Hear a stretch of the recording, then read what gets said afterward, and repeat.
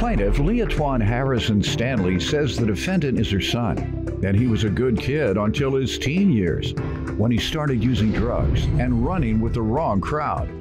Leatwan is here today to petition the court for rehab for her son. Defendant Lawrence Bender says there was no structure in his home as a child, and he was sexually abused by a family member. So he turned to the streets and is now a drug addict. Lawrence is tired of this lifestyle and says he's ready to turn his life around. All rise. This court is now in session. The Honorable Judge Greg Mathis presiding. You may now be seated. All right, ma'am, you're here suing your son for $1 for emotional distress. Purpose of which is to have him turn his life around. And as a judge, the only way I can enforce anything, since you have to sue for something he has caused damage to you regarding, and you're saying, so I have to assess it as the emotional distress he has caused you. And if we conclude that that is the case, you'll receive $1. But more importantly, my understanding is you're here so that we can get some help for your son. So give me some background. Up until about 13 to 15, exceptional, just good in school. He did A's and B's student, no trouble. Played football, just all out, free spirit, very happy, jovial kid. He wanted to go live with his father. We lived in New Jersey. We moved from California to New Jersey. What part of New Jersey? South Jersey, Sicklerville. How far is it from Newark? About an hour and 10 minutes. Any other? Closer to Philly. It is about 25 minutes east of Philly. All right. We're outside of Atlantic City, between Atlantic City and Philly. All right. Very small little suburban town. Mm-hmm. Wasn't crime and drug infested? I mean, there's crime. There's crime everywhere, but he didn't gravitate to it. His focus was football and school. I was wondering whether he grew up in a culture of crime. No. And because even though he may not have gravitated to it in school, at some point he observed it, and he got that influence from seeing it somewhere. Yes. Children are not born to be destructive. Yes. They are taught based on what they see or don't see, and based on how they're raised or not raised. And lastly, whether there's a disorder. Behavior is based on two things: environmental conditions and mental disorder. Yes. You can be living in a nice suburb, but if you see violence in your household, when you walk to the corner store, you drive to the corner store, you see dope being sold, you see alcoholics standing there, you see gangbangers standing there, and so you're intrigued by it and you get influenced because you're seeing it. That's what I'm trying to get the picture of, what he saw between ages 1 to 15, because it sounds like you're about to tell me he flipped at age 15 to a destructive life. What did he see before flipping? What did he see early in life? Was there some trauma that went down? Did your husband leave the house? I'm educating everyone as I talk to you about it as well. That's what you see, folks. Kids aren't born to be bad. Kids are born to be shaped. All right, so now get a little more into the conditions in which he lived his formative years. Yes. Before we moved to New Jersey and living in California, I was married, and our marriage was very abusive. And how old was he? I left when he was 9. And so he saw and was aware of some of the abuse. Yes, that's traumatizing. Yep. How often? Quite often. Over twice a month? Probably maybe 3 or 4 times a week. Oh. Yeah.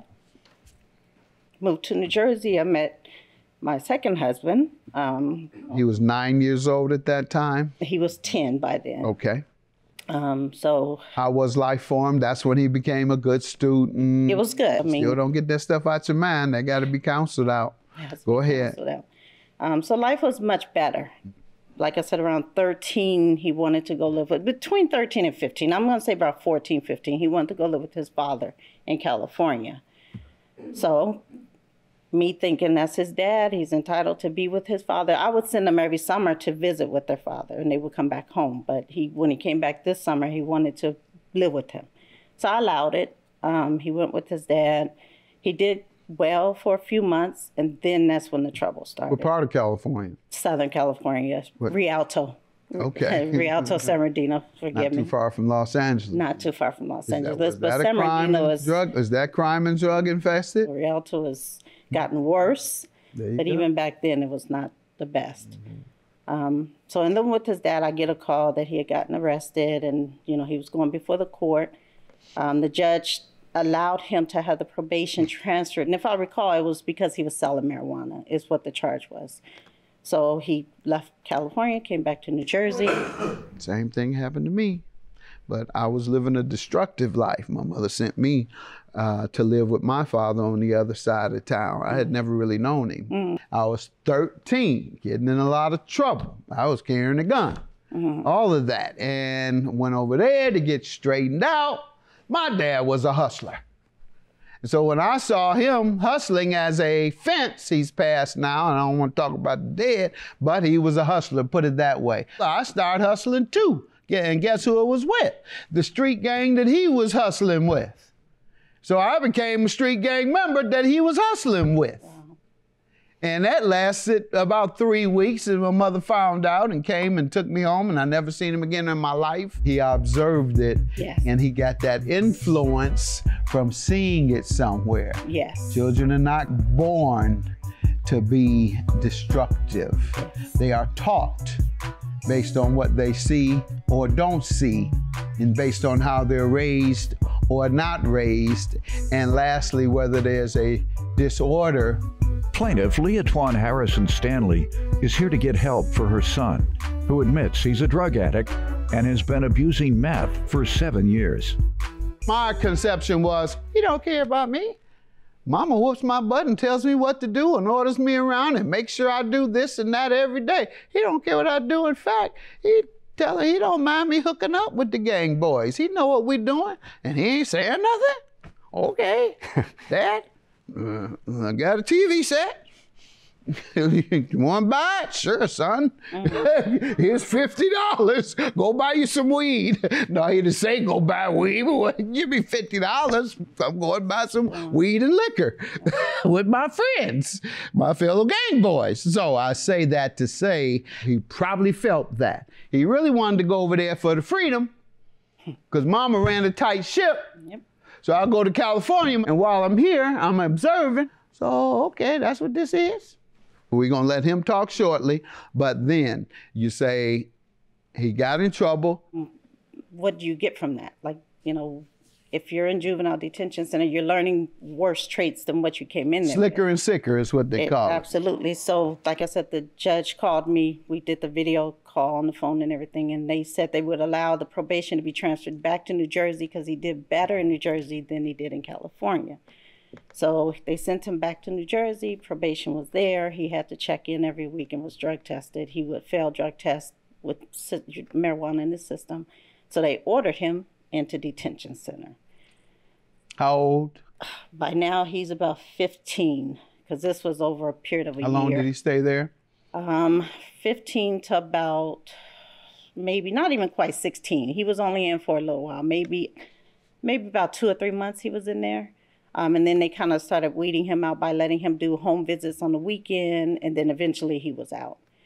Then he got in trouble again. He did a strong arm in school.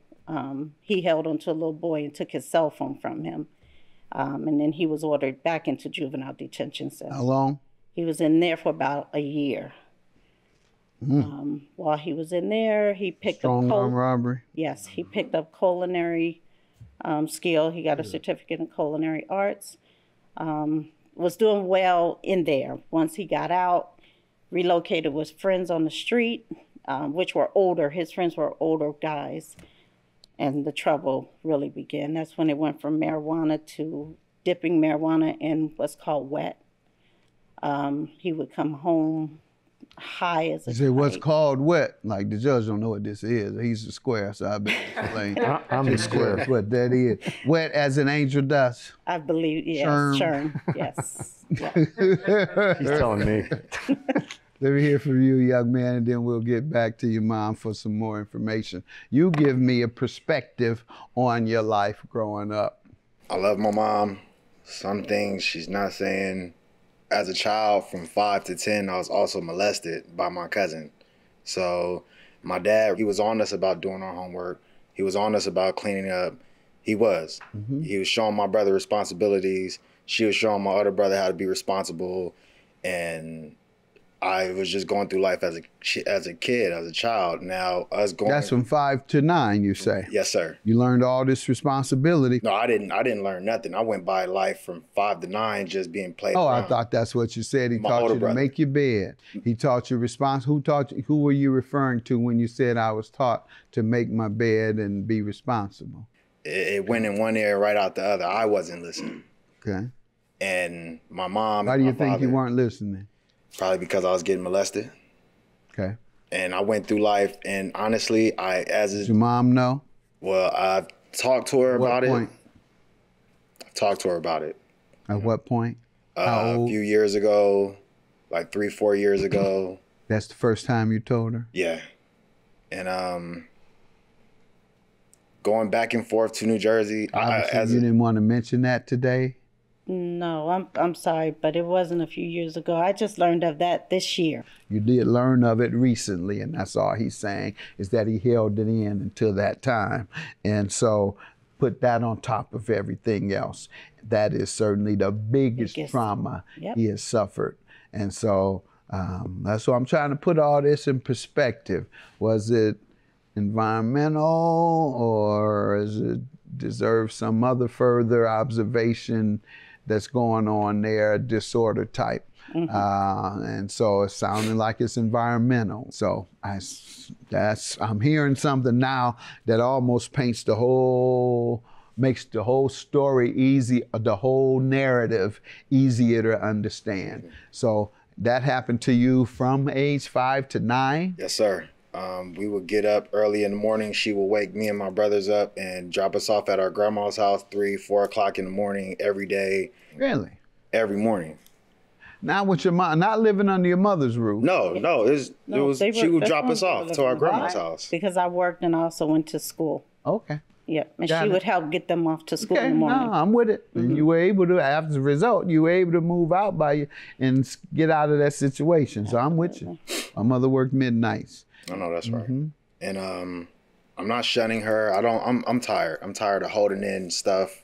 I'm ready to love. I'm just ready because I've been in and out of the streets since I was 14. Tell me about that. Honestly, I've been in and out of the streets since 13, 14. A lot of the friends I grew up with were older. I've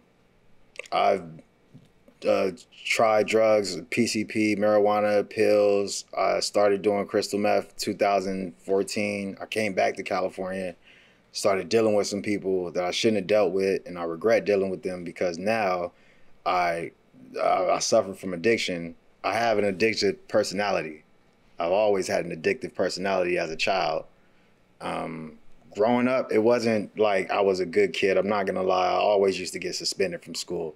Like, me hearing this story doesn't really make sense because I'm gonna tell you honestly, because my grandma she moved into an apartment complex that had a pool. I used to get in fights all the time just so I can hop in that pool. There's more Judge Mathis after this. I actually started doing extreme cannabis content a few years ago, just for like the wow factor. What does the extreme mean? Extreme just means like I roll big joints. I like to smoke out big crowds. You know what I'm saying? For instance, I'm known as Bobby Z the Legend on Instagram. I got 170,000 followers. And later, So I tried to run. He dragged me. He threw me through my window, pulled my hair out, broke my phone, punched me all in the face, and put a knife out on me. And you didn't call the police that time? Court is in session at Judge Mathis. If you or a family member are in need of a DNA test, please call us at 1-888-VERDICT. Is someone suing you and you want to have the case heard on Judge Mathis? If so, call 1-888-VERDICT or visit us online at www.judgemathistv.com.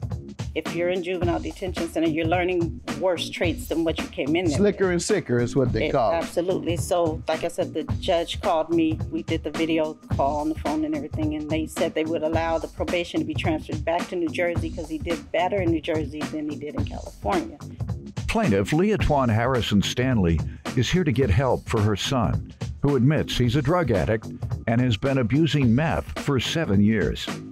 Do you feel subconsciously or consciously it was rebelling because you were being both victimized and perhaps you felt somewhere or another neglected? It's a thought. Mm-hmm. It's a thought. I'm not gonna put the blame game on anybody because I'm tired. I don't like putting blame on anybody. You need analysis though. Yeah. You need analysis because you're unable to heal until you can understand and analyze what happened.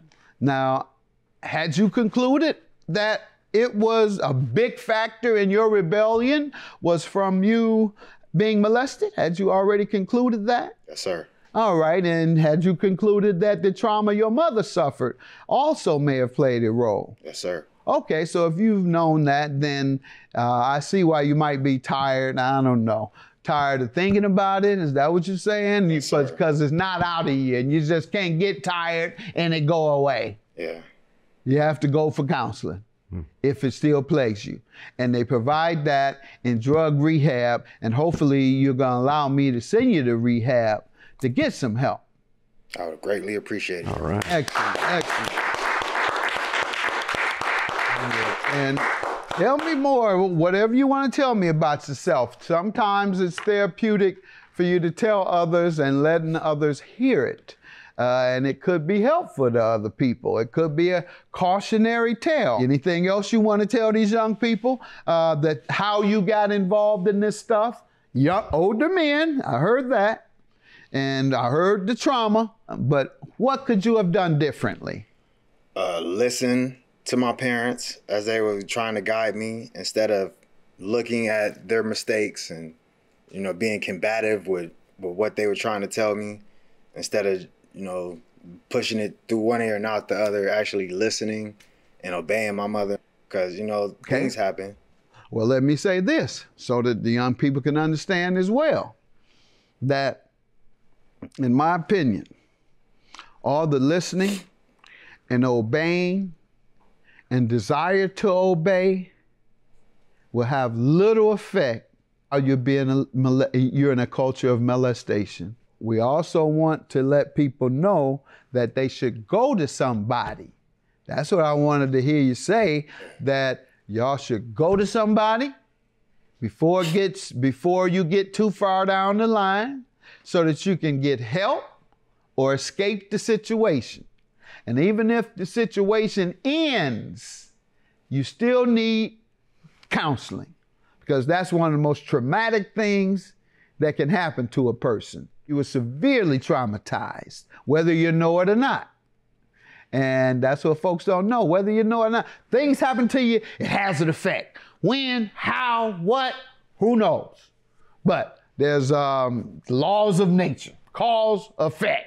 So we're glad to hear you talk like this, and we're going to make sure we help you. That drug treatment is also going to provide counseling, not just treatment for the drug addiction, but counseling to address the trauma that you've had to deal with in your life, all right? Sir. That's what, make sure he gets that. I'm going to let you stay on top of that.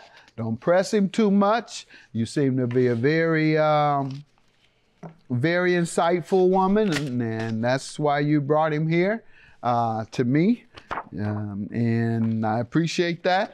And in the meantime, what he said doesn't amount to emotional distress for you. He suffered all the emotional distress. So I'm going to dismiss your $1 case for emotional distress. And he has agreed as part of this mediation to go to rehab. Awesome. Thank you. All right. Good luck to you guys. I'm just grateful that, you're willing to get the help that's being offered to you.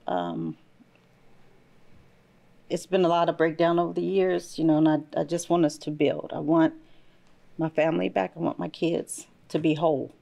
Okay, I love you very much. I love you and too. I know you're an amazing person. Like you're capable of doing this, Lawrence, and I know you can. I know you will. Yes, all ma'am. right, just know we're here. Thank you. Thank you for being the awesome mom that you always been. For you to want to reach out and give me this help, I thank you. I love you. I love you.